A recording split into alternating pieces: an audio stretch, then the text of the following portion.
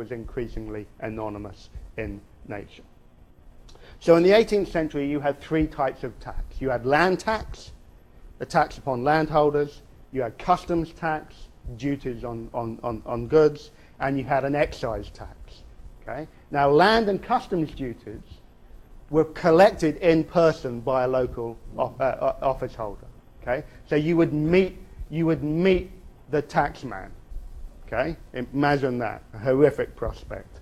Okay?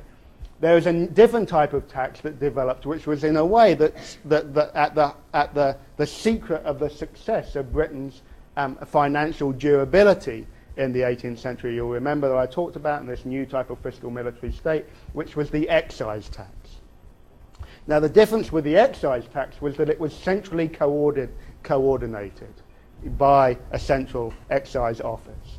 And it had 2,000 excisemen at the beginning of the 18th century who had their own districts. The country was carved out into districts, and they had to go around the districts collecting excise taxes.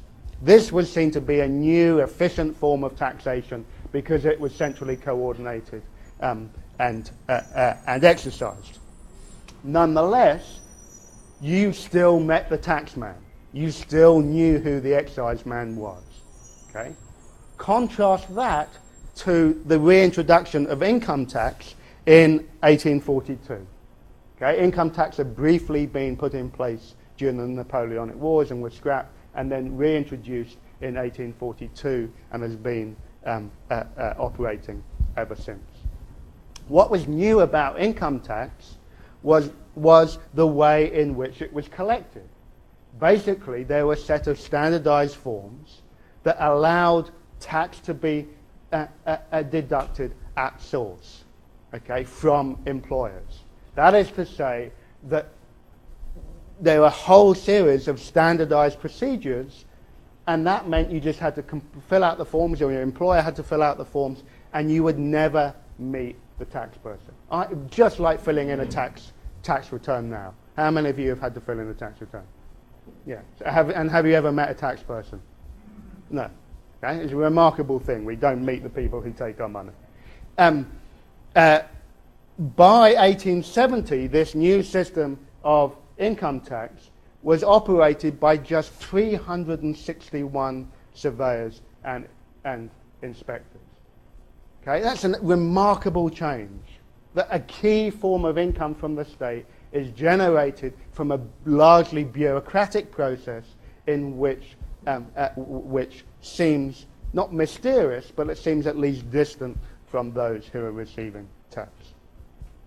Now, I'm going to be suggesting to you today that one of the reasons why the growth of the state was possible in Britain in the 19th century, despite this liberal belief in the shrinking of government and a small state, was that Britons came to believe and trust not in individual people, but in the abstract bureaucratic procedures that were developed. Okay? They were asked not to trust in the figure of an individual who could be corrupt, but in a set of procedures that seemed disinterested and scientific. If you like, the procedures themselves erase the presence of state power. Now, usually historians argue, and this is true in the textbook as well, that, or in the Evans reading, I forget which, that actually the way in which this happens in Britain is not because of these abstract procedures, but because the state remained remarkably cheap and efficient. And so that great contrast is always used with the French, because the Brits like to kick the French, that in 1832 Britain had a mere 21,000 civil servants, government employees, and the French had 1 million. Okay? And even by the end of the 19th century, in 1900, that had only grown to 280,000. Okay? And the tax burdens were low. Okay? And that is definitely true. Okay? But you're going to see that that 280,000 is actually just a snapshot of the forms of state power that develop. Nonetheless, the civil service plays a key role in this story. the very term civil service for government employees was introduced in the Northcote-Trevelyan Report of 1853, which I know you've been enjoying reading. And that report, as you know, did two important things. It made the civil servants permanent and independent. Okay? That is to say, you were appointed on a permanent basis, and you were made independent from interest and from government by being trained to act as a specific cadre of people, if you like, a set of professional experts rather than government functionaries. And at the heart of that process for Northcote and Trevelyan, and this is a model that Trevelyan brings back from India, remember, from his work in India. This is the same Trevelyan who was the official during the Irish famine. What they bring back is this idea of the open competition, of entrance by a competitive exam. So it is merit, not place and patronage, that gets you into this civil service. So only the best people get in. And there was a very radical division of labour between different types of civil servants. So at the top of the civil service were the so-called generalists. Okay? These were also known as the first division. In the old days, that worked as a soccer analogy. It doesn't really work anymore. But first division clerks. These are numerically very small. By 1914, there are only 450 of them. And they're really characterized by a sort of gentlemanly breeding and gentlemanly training. So in 1914, those 450, 78% of them had been to Oxford or to Cambridge, had been educated in Oxford and Cambridge. And even more remarkably, 60% of them had read classics, because we know how essential that discipline is for training as for government operations in the early 20th century. Below that were the so-called specialists. These were really the engineers, the chemists, the inspectors, the people who had a very specific set of professional knowledge, okay, that they were going to be using on a day-to-day basis. Only the generalists, only those people with that broad liberal arts training were considered to be smart enough to be able to balance out the competing arguments and the competing forms of knowledge by specialists. And then below those were the armies of clerks who had to do the much of the boring, tedious, bureaucratic processing. And in 1874, because the flow of government work had become so great, they created this new thing of boy clerks, otherwise known as juniors. And these people are hired from the ages of 14 up. By the time they're 20, they're kicked out unless they take a professional exam and go on and become a permanent civil servant. Now the problem was, you can imagine, how was it that you could trust these young men to be dealing with often sensitive government information? There was no problem in trusting the gentlemen at the First Division, because we all know that gentlemen know how to keep secrets, and are very discreet, etc., etc. They had the moral character to be able to work in that way for the government. That couldn't be said about the boy clerks. And there was a lot of anxiety about how to basically prevent the leak of government information. And in 1911, they finally succumb and pass the Official Secrets Act and make everybody basically sign a pledge that they will keep everything to themselves.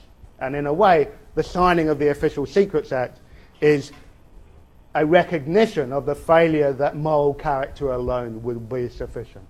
that a sort of liberal moral training is no longer sufficient. You have to enact it by law. Okay, I want to give you two further examples while I remove my jacket of this new type of state at work. I'm going to talk to you about the Ordnance Survey and the census. And what's important about both of these things is that they represent, they represent the application of a new type of scientific knowledge to the operation of government. Okay? They represent an attempt to develop a new science of government, okay, which is impartial and disinterested and beyond question. Now, the Ordnance Survey began back in 1791 in the middle of the Napoleonic Wars, when Britain wanted to map out its coastal defences against revolutionary France. Okay, so it began as part of the operation of the state trying to secure its own boundaries. Similarly, it was extended into India in 1817 and Ireland in 1824 for basically the same purposes, because the colonial state wanted to get a good reading of the territory over which it claimed to govern. In Britain, the really important development was the Survey Act of 1841, which gave the Ordnance Survey an unparalleled series of powers. It had basically three new forms of power. It had the power to collect and standardize place names. Okay, so up until this point, place names were basically passed down through an oral tradition. They weren't necessarily written down, and so therefore there may have been any number of different ways in which a place would call itself. Okay? This was particularly the case in Ireland and Scotland, and to a lesser extent in Cornwall, where there were still elements of Gaelic names. Okay? The Ordnance Survey comes in 1841 and creates a standardized English language name. Secondly, it defined and fixed property and administrative boundaries. Imagine the power of a state being able to say, okay, this is the boundary, this is the administrative boundary of this area. Give you an example. In parishes, local parishes attached to the local church, the Anglican Church, every year there was a procession around the boundaries of the parish called Beating the Bounds, where the parochial officials would walk round the thing and mark, they don't urinate in every spot, but they ring a bell or whatever it is to mark out their territory. Okay?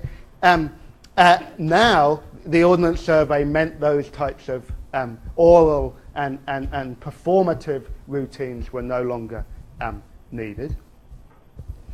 And finally, it made visible all public places, including the interiors of public places, which is why I'm saying that here you should note, this is a map of central Manchester, that the interiors of the church, top left up here, and that's a bank actually, and this is a church, are mapped out.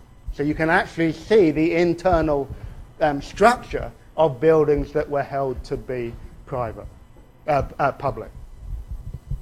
By 1892, the mapping technology had become so good and the scale so large that the Ordnance Survey could determine the size of people's doorsteps. Okay? So this basically provides a new way in which